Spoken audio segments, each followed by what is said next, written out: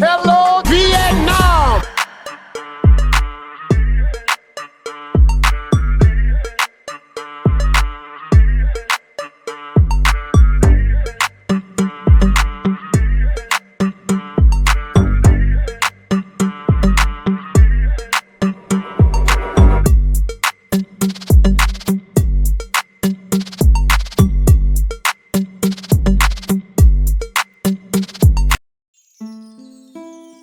Xin chào các tình yêu, hôm nay chúng ta tiếp tục tham quan chùa Thiên Mụ, khám phá ngôi chùa linh thiêng 400 năm tuổi.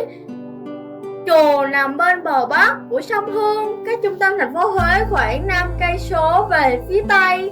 Nơi đây sở hữu phong cảnh hữu tình, trở thành điểm dừng chân không thể bỏ qua của du khách mỗi khi ghé thăm đất Cố Đô. Thời gian mở cửa cả ngày và không thu phí tham quan. Theo sử sách ghi chép lại, chúa Nguyễn Hoàng, vị chúa đầu tiên của Đàn Trong, là người có công xây dựng ngôi chùa này năm 1601 để chuẩn bị cho quá trình mở rộng bờ cõi xây dựng Giang Sơn Cơ Đồ. Chúa Nguyễn Hoàng đã cùng binh lính rong ruổi vó ngựa dọc hai bên bờ sông Hương. Ông bất chợt bắt gặp hình ảnh một ngọn đồi nhỏ nhô lên bên dòng sông xanh biếc, thế tựa con rồng quay đầu nhìn lại. Cùng lúc đó, người dân trong vùng truyền tay nhau kể chuyện về một bà lão mặc áo đỏ với khuôn mặt phúc hậu. Mỗi đêm bà lên đồi hạ khuê và nói với mọi người rằng tại đây sẽ có một vị chân chúa lập chùa để chứng giữ long mạch. Thấy ý tưởng của mình có sự tương thông với câu chuyện kể lại, Nguyễn Hoàng ngay lập tức cho huynh lính xây dựng ngôi chùa trên đồi. Lúc này chùa được lấy tên gọi là Thiên Mụ Tự, tức và Mụ Nhà Trời.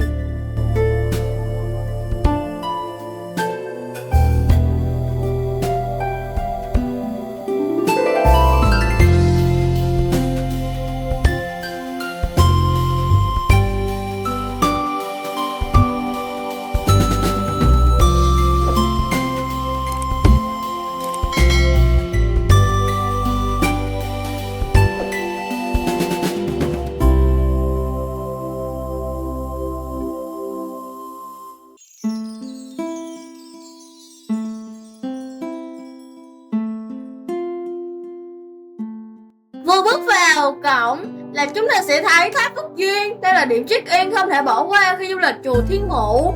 Công trình này được xây dựng ngay sau khu vực cổng chào. Tuy nằm phía trước nhưng tháp Phúc Duyên được ví như linh hồn của chùa. Kiến trúc này cùng với các công trình khác tạo thành một tổ hợp gắn kết mang nét độc đáo khác lạ nhưng vẫn đậm chất Huế. Tháp Phúc Duyên được xây dựng năm 1844 bởi vua Thiệu Trị, lúc đầu lấy tên là Từ Nhân Tháp nhưng sau đó đổi thành tên như hiện tại.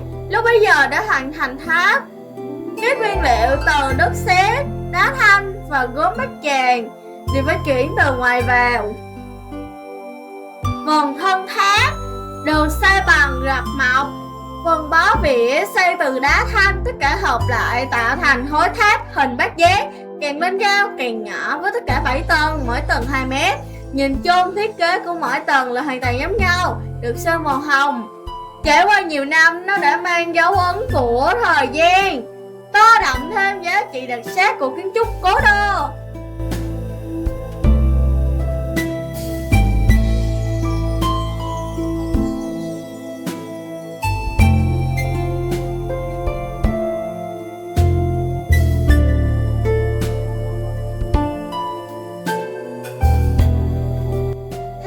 Thời gian, chùa đã trải qua nhiều lần trùng tu, trong đó nổi bật nhất là cuộc trùng tu năm 1710 dưới triều đại của chúa Nguyễn Phúc Chu. Ông đã hoàn thiện và thay đổi nhiều kiến trúc của chùa Thiên Mụ, đặc biệt một quả đại hồng chung nặng hơn 2 tấn đã được đúc mới và đặt tại ngay điện Đại Hùng.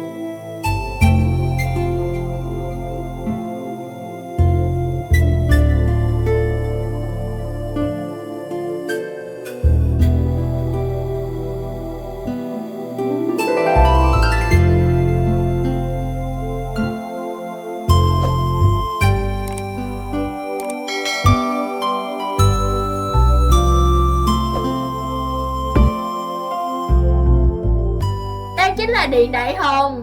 Đi sâu vào bên trong là đền thờ, ở trung tâm là tượng Tam Thế Phật. Còn bên trái là Văn Thù Bồ Tát và bên phải là Phổ Hiền Bồ Tát. Đặc biệt khoảng đứng phía sau điện Đại Hùng là nơi trung cất của Pháp Sư Thích Đôn Hậu, trụ trì của chùa.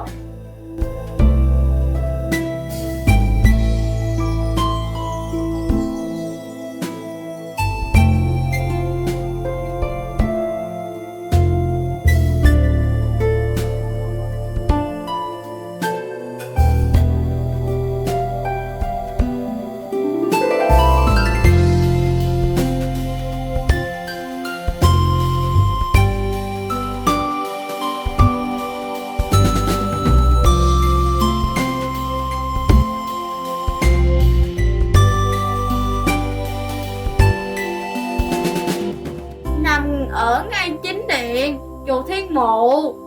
Điện Đại Hùng là nơi thờ cúng Phật Di Lặc, vị thần mang niềm vui vô tư vô lo. Tượng khắc họa Phật Di Lặc với dáng vẻ hiền hòa, đôi tay to linh thông, chiếc bụng lớn chứa sự bao dung một nụ cười nhân hậu. Điện được xây dựng hoàn toàn bằng xi măng đặc, bên cạnh được sơn lại màu gỗ, cho ta cảm giác gần gũi thân quen. Ngoài ra còn là nơi lưu giữ bức đại tự có niên đại từ năm 1974 và một chiếc chuông hình nhật nguyệt bằng đồng vô cùng tinh tế.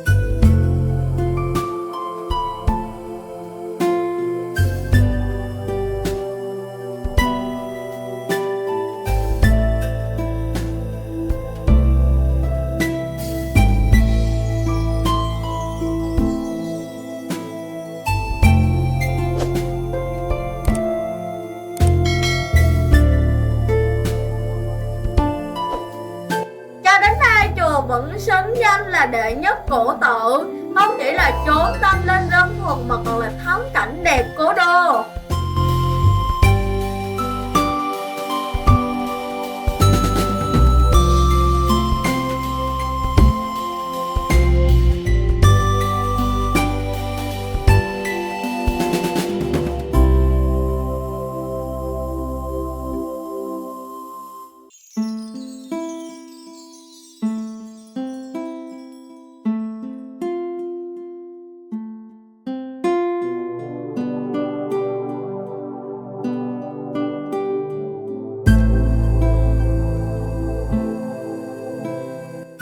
Điện thờ Quán Thế Âm Bồ Tát. Chùa Thiên Mụ nằm bên bờ sông Hương, thơ mộng, khoác lên mình vẻ đẹp yên bình, thanh tịnh. Đi từ xa, du khách đã thấy ngôi chùa cổ hiện lên với hình dáng một chú rùa khổng lồ gắn trên lưng tòa tháp cổ kính. Ngôi chùa uy nghiêm, soi bóng xuống dòng sông Hương trữ tình, không gian ngớ màu, thi vị đầy chất thơm mà không nơi nào có được. Bước đến đây, du khách như bước vào cõi tiên, thấy lòng thanh tịnh và an nhiên. Đây là khu mộ tháp của Hòa Thượng Thích Tôn Hậu. Hòa Thượng Thích Tôn Hậu là trụ trì nổi tiếng trong chùa Thiên Mụ. Ông đã cống hiến cả cuộc đời của mình cho công cuộc phát triển Phật giáo Việt Nam. Ngoài ra, ông còn được người dân kính trọng bởi vô số những hoạt động công ích giúp người của mình. Khi viên tịch, người dân và cây quản chùa đã chôn cất Hòa Thượng dưới tháp nằm ở cuối khuôn viên để tỏ lòng biết ơn vị sư tôn kính.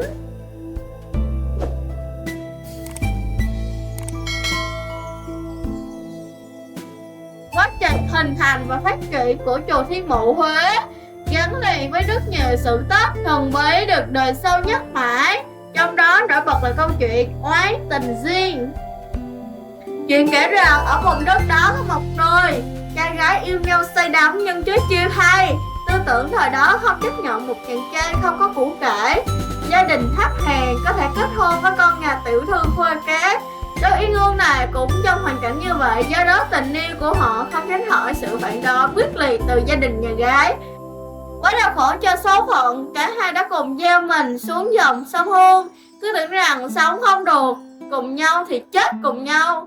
Nhưng chỉ có chàng trai ra đi, còn cô gái thì trôi dạt vào bờ và được người dân cứu sống. Nỗi đau và tình yêu của con gái gần được hằn gắn qua thời gian. Trong khi đó, chàng trai vẫn chờ đợi cô gái nơi Tử Nguyệt nhưng mãi không thấy. Chàng trai uất ức và nhập vào chùa Thiên Mụ. Từ đó về sau, người ta truyền tai lời nguyền rằng bất kỳ cặp đôi yêu nhau nào tới đây đều sẽ không có kết cục tốt đẹp. Lời nguyền này cho đến nay vẫn chưa được phá bỏ, khiến chùa thêm phần liên thiên và huyền bí. Nhắc tới sự tích chùa Thiên Mụ trụ trì tại đây cho biết rằng thực tế đây là câu chuyện được thiêu dệt để răn đe các cặp đôi yêu nhau lợi dụng rất khóc trong chùa để làm những chuyện ảnh hưởng đến sự tôn nghiêm và thanh tịnh. Vì vậy lời nguyền này hoàn toàn không có thật. Tuy nhiên cũng muốn nhắn nhủ tới mọi người khi đến tham quan cần có thái độ lịch sự trang nghiêm để không làm mất đi hình ảnh và giá trị đẹp của chùa Thiên Mụ.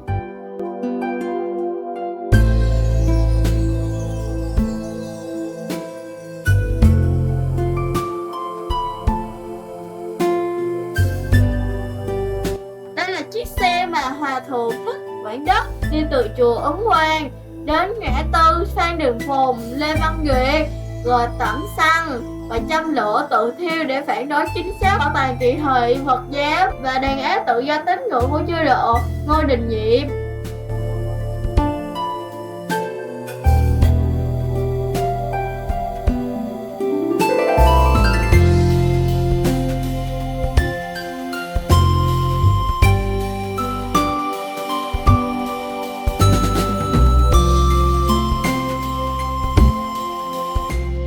Của mình đến đây hết rồi.